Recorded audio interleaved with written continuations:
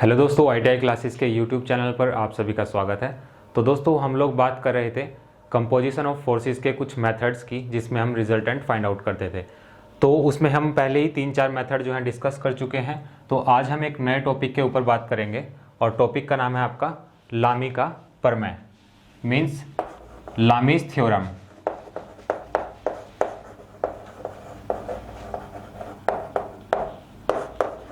इसका जो स्टेटमेंट है वो मैंने पहले से ही लिख दिया है।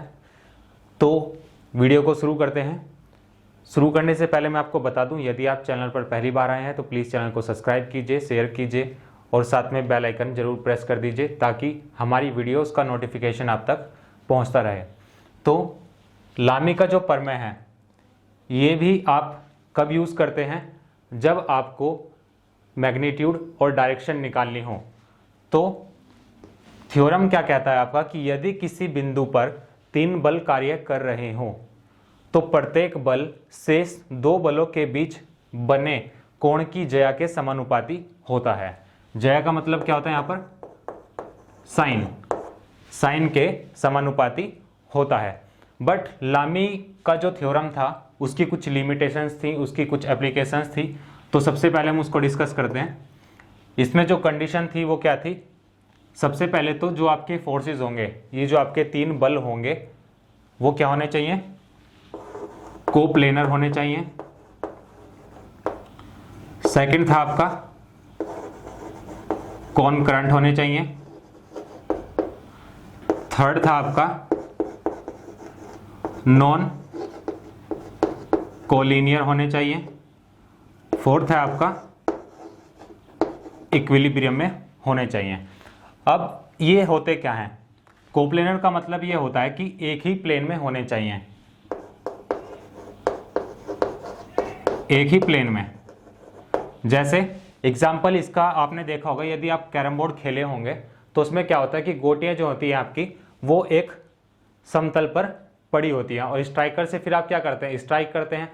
तो जितनी भी आपकी गोटियां होंगी या फिर गिट्टी होंगी वो क्या रहेंगी? उसी प्लेन में मूवमेंट करती रहेंगी। इसके बाद में कॉनकरंट का मतलब ये है, यदि आपके पास में कोई ऑब्जेक्ट है या फिर आपके पास में ऑब्जेक्ट का कोई पॉइंट है तो जो फोर्सेस होंगे आपके, ये जो तीनों फोर्सेस होंगे वो इसी के ऊपर एक्ट करने चाहिए। ये नहीं कि आपने एक बल तो यहां पर लगा दिया, दूसरा बल आपने इसी ऑब्जेक्ट के किसी दूसरे पॉइंट पर लगा दिया और जो तीसरा है वो भी इस पर लगा दिया। तो ऐसा नहीं होना चाहिए। कंडीशन ये है कि यदि एक पॉइंट पर बल लग रहा है तो उसके अलावा जो दोनों बल होंगे वो भी सेम पॉइंट पर एक्ट करने चाहिए। इसके बाद में थर्ड पॉइंट है आपका नॉन कोलिनियर। इसका मतलब ये होता है कि कोई भी जो फोर्स होगा आपका वो ओवरलैप नहीं करना चाहिए। जैसे ये मेरा पॉइंट है, एक फोर्स अगर इधर लग रहा है, दूसरा इधर की तरफ है, तो तीसरा इसके ऊपर नहीं होना चाहिए, मतलब एक ही लाइन पर नहीं होना चाहिए। तो या तो वो इधर हो सकता है या फिर इधर हो सकता है, किधर भी हो सकता है, मतलब ओवरलैपिंग नहीं होनी चाहिए। इसके बाद में इक्विलिब्रियम का मतलब संतुलन की अवस्था में होने चाहिए। यदि आप इस पर कोई भी फोर्स लगाते हैं, इसको मूवमेंट कराते हैं इस पॉइंट को, तो इस पर कोई भी फर्क नहीं पड़ना चाहिए। कहने का मतलब ये होगा कि जितने भी आप इस पर हॉरिजॉन्टल फोर्सेस लगाएंगे, जितने भी वर्टिकल फोर्सेस लगाएंगे, वो क्या होंगे? सब के सब शून्य होंगे। उनका जो रिजल्टेंट होगा वो क्या होगा? शून्य होगा। तो ये इसकी कुछ लिमिटेशंस थी। तो लामी का जो थ्योरम है वो क्या कहता है कि यदि किसी बिंदु पर 3 बल कार्य कर रहे हो जो कि कोप्लेनर हो, मतलब एक ही प्लेन में हो, कॉनकरंट हो, मतलब एक ही पॉइंट पर एक्ट कर रहे हो, तीसरा आपका नॉन कोलिनियर, मतलब एक ही रेखा पर ना हो और संतुलन की अवस्था में हो, तो प्रत्येक बल क्या होगा? शेष 2 बलों के बीच बने कोण की ज्या के समानुपाती होता है। अब जैसे मैं मान लेता हूं कि मेरे पास ये कोई पॉइंट है, इस पर आपके 3 फोर्स एक्ट कर रहे हैं। पहला फोर्स है आपका ये, इसको मैंने नाम दे दिया P। दूसरा फोर्स है आपका Q और जो तीसरा फोर्स है आपका वो क्या है? R। ये 3 फोर्स हैं आपके। अब यदि मैं इनके एंगल्स की बात करूं तो जो इसके और इसके, मतलब P और Q के बीच में जो कोण बनेगा वो मैंने मान लिया अल्फा। अल्फा 1 कह सकते हैं। इसके बाद में R और Q के बीच में जो बनेगा वो क्या होगा, अल्फा 2 हो जाएगा। और जो आपका R और P के बीच में बनेगा वो है आपका एंगल अल्फा 3। तो क्या होगा, स्टेटमेंट के अकॉर्डिंग ये होगा कि प्रत्येक बल मतलब जैसे अगर मैं P की बात करूं तो P जो होगा वो क्या होगा, शेष दो बलों के बीच बने, शेष दो बल कौन से होंगे आपका, एक R होगा एक आपका Q होगा। इन दोनों के बीच बने कोण, इन दोनों के बीच में कोण कौन सा है आपका, अल्फा 2। प्रत्येक बल शेष दो बलों के बीच बने कोण की ज्या के समानुपाती होता है। ज्या का मतलब क्या है, साइन के इक्वल होगा। तो यदि आपका P फोर्स है तो P फोर्स क्या होगा, समानुपात में होगा, मतलब एक समान अनुपात में होगा। किसके, जो यहाँ पर इसके सामने वाला एंगल होगा वो किसके साथ में लिया जाएगा, और साइन के साथ में। तो साइन अल्फा 2 हो जाएगा। तो P अनुकर्म अनुपाती साइन अल्फा 2 हो जाएगा। इसके बाद में जो आपका सेकंड फोर्स है Q, वो Q अनुकर्म अनुपाती हो जाएगा किसके, शेष दो बल कौन कौन से हैं अब आपके, एक है आपका R एक है आपका P। इन दोनों के बीच में जो कोण बनेगा वो कौन सा होगा, अल्फा 3। तो साइन हो जाएगा ये अल्फा 3।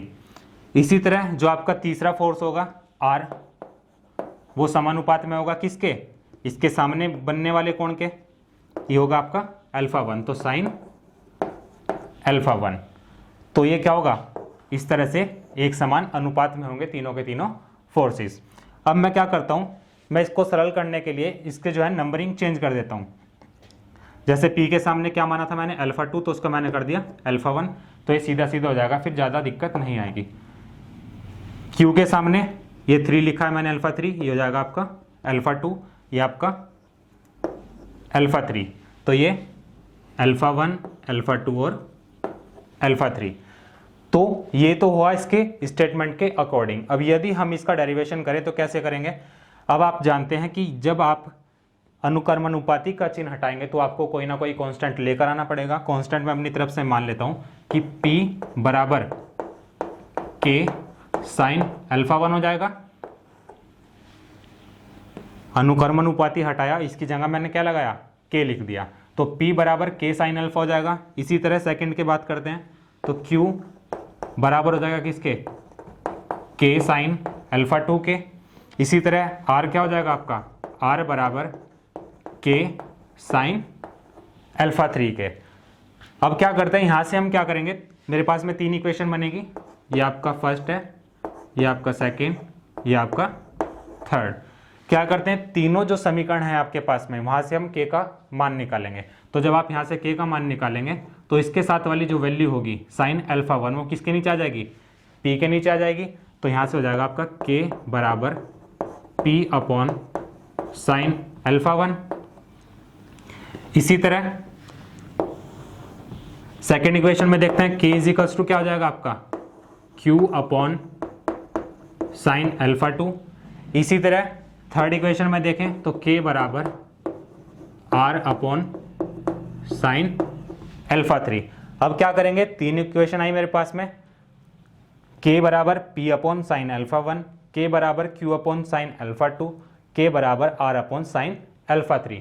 अब क्या करेंगे, चूंकि तीनों जो समीकरण है वो किसके बराबर है, K के बराबर है, तो क्या करेंगे, इन तीनों को बराबर कर देंगे। तो यहाँ से जो आपका निकल कर आएगा वो क्या जाएगा, P अपॉन साइन अल्फा 1 बराबर Q अपॉन साइन अल्फा 2 बराबर R अपॉन साइन अल्फा 3। तो ये क्या होगा आपका, लामी का प्रमेय होगा। ये काफ़ी इंपॉर्टेंट टॉपिक है इस चैप्टर का आपके, और इस पर बेस्ड आपके एग्जाम्स में न्यूमेरिकल पूछे जाते हैं। तो अब क्या करते हैं, डेरिवेशन आपका हो चुका है ये, इसके बाद हम बात करते हैं इस पर जो बेस्ड क्वेश्चन आपसे पूछे जा सकते हैं वो किस तरह से पूछे जाएंगे। तो अब बात करते हैं हम एक क्वेश्चन की। इसी तरह के क्वेश्चंस जो हैं आपसे एग्जाम्स में पूछे जाते हैं। ये जो क्वेश्चन है आपका लामी का जो प्रमेय अभी हमने डिस्कस किया था उसी पर आधारित है। तो क्वेश्चन क्या है आपका कि 3 बल F1, F2, F3 एक पिंड पर लगे हैं तथा पिंड जो है आपका वो संतुलन की अवस्था में है। F3 का मान दिया है 400 न्यूटन, तो बल F1 तथा F2 का मान ज्ञात कीजिए। ये फिगर जो है आपको क्वेश्चन में दिया गया था कि ये जो आपका पॉइंट है इस पर आपके 3 बल कार्य कर रहे हैं, F1, F2 और F3। इनके बीच में एंगल्स आपको जो है वो गिवन है 120 डिग्री का है प्रत्येक कोण, और F3 का मान 400 न्यूटन। तो लामी का जो प्रमेय है वो क्या कहता है आपको,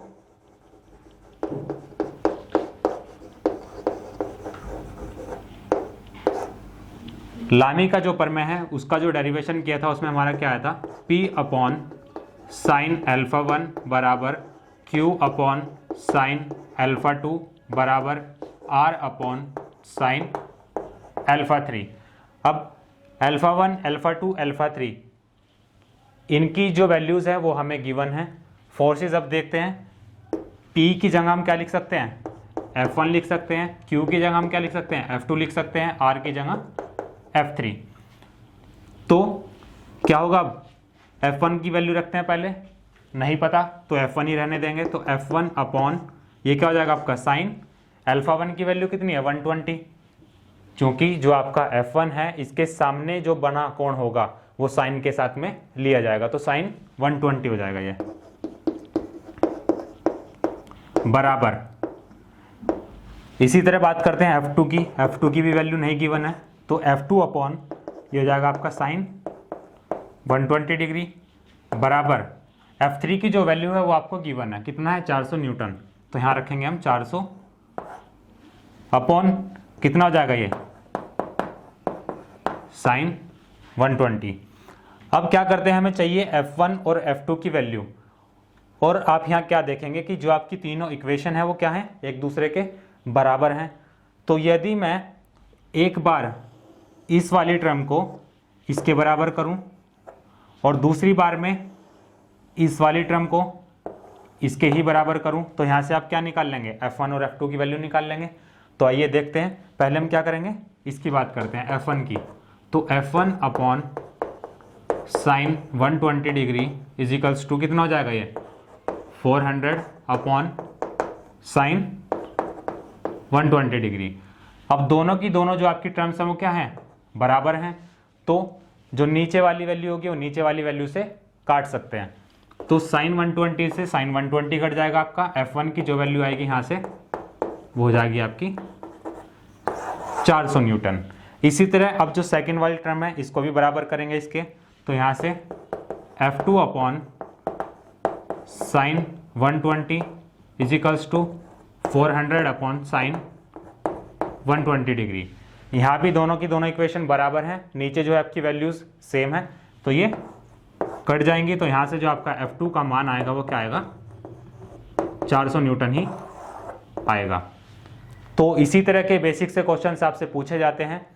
तो आज की वीडियो में सिर्फ इतना ही, और जो नेक्स्ट वीडियो होगी उसमें हम इसी पर बेस्ड कुछ और क्वेश्चंस करेंगे जो आपके प्रीवियस ईयर्स में पूछे जा चुके हैं।